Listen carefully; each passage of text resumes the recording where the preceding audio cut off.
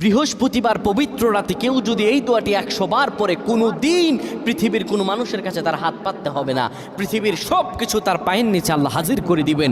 দারিদ্রতা থেকে মুক্তি দান করবেন, বিপদ আপদ থেকে মুক্তি দান করবেন, তার সম্মানকে সুউচ্চতা দান করবেন, অসুস্থতা থেকে দূরে রাখবেন, আল্লাহর অশেষ দয়া ও রহম তাকে দান করে দিবেন। সুবহানাল্লাহ। বৃহস্পতিবার রাত এটি গুরুত্বপূর্ণ রাত। এই রাত সপ্তাহে একদিন আসে।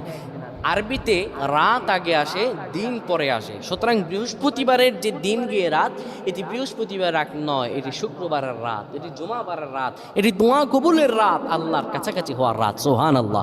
এই বৃহস্পতিবার রাত আল্লাহ তাআলা বান্দার দোয়া কবুল করেন। কেউ যদি বৃহস্পতিবার রাতে ঈশা নামাজের পরে পবিত্র হয়ে ইয়া হাইয়ু ইয়া হাইয়ু ইয়া হাইয়ু ইয়া রফিয়ু ইয়া রফিয়ু ইয়া রফিয়ু এই দোয়াগুলো পড়তে পারে 100 বার, আল্লাহ রাব্বুল আলামিন